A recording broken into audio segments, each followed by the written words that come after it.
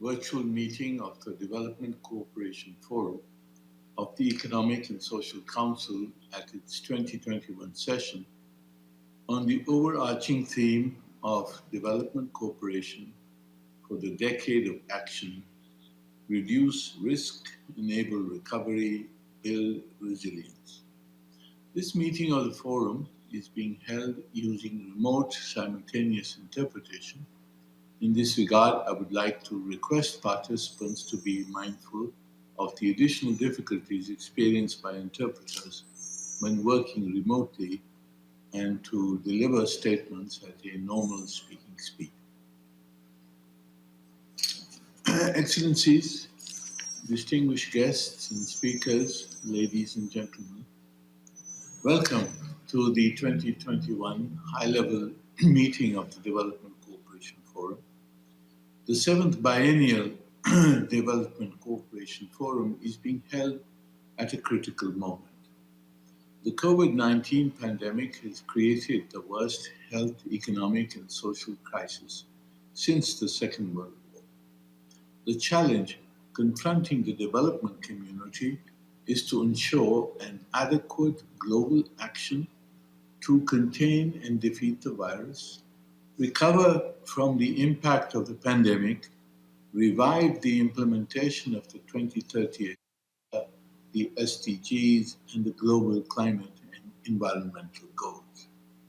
How can the 2021 DCF contribute to the realization of these imposing and challenging objectives? It goes without saying that we must intensify international development cooperation. In doing so, I believe there are 4 areas on which special focus is needed.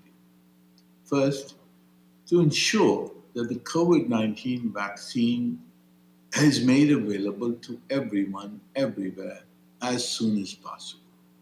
This requires scaling up production, supply, distribution, and above all, emergency mass vaccination programs in every country and community. Global health and vaccine inequity threatens recovery everywhere. We must close the funding gap of roughly $19 billion for the ACT Accelerator, including the COVAX facility. A waiver of intellectual property rights on the vaccine must be agreed immediately to enable broader production of the vaccine in developing countries. We welcome the agreement to the waiver announced by the United States. I hope the WTO will rapidly conclude the TRIPS waiver. Meanwhile, all export restrictions on vaccines and essential materials should be lifted, production ramped up in developed and developing countries, and health systems strengthened to ensure urgent distribution and vaccination. Second, we need to strengthen financing for sustainable development.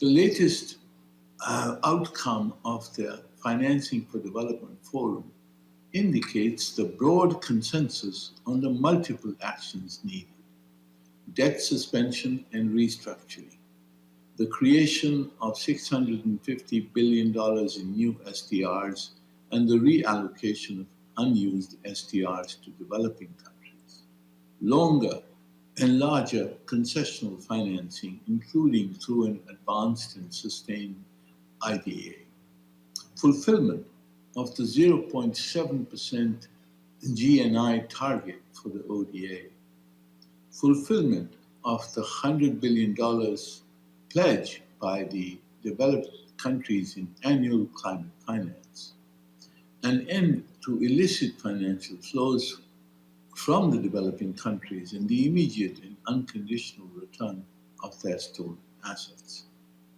Third, massive investments in sustainable infrastructure. This will impact 92% of the SDGs. It is indispensable to achieve net zero emissions by 2050. The investment gap in sustainable infrastructure is growing. Investment in sustainable infrastructure in developing countries declined last year by over $50 billion. Both public and especially private sector investments in sustainable infrastructure must be scaled up in energy, transportation, housing, agriculture, ICT, and other sectors. Development cooperation partners should commit to strengthening the capacities of developing countries to prepare a pipeline of investable projects in sustainable infrastructure.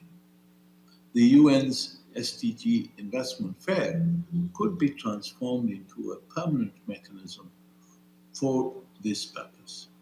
Finally, development cooperation should support developing countries to build the capacity to transform to the new world economy, to enter the new global supply chains, create new and decent jobs, expand production and productivity. This implies rapid progress in digitalization and investing in digital infrastructure and skills. It implies greater access to advanced technologies and research and development, which is focused on objectives that can contribute to the sustainable development and climate goals. Ladies and gentlemen, the multiple challenges we face, COVID-19, the implementation of the SDGs, the climate crisis, are also opportunities, an opportunity to build a better, more equitable, and more resilient global economic and social system. This development cooperation forum can contribute to a successful transition to such a new global system. I thank you. The Council, Excellencies, will begin its discussion with a session entitled From Old Debates to a New Decade of Action, the Future of Development Cooperation.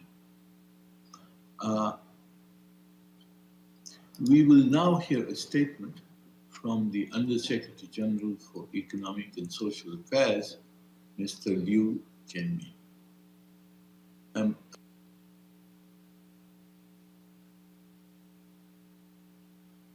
Hello, yes. Your Excellency, Ambassador Munir Akram, President of the Economic and Social Council, Excellencies,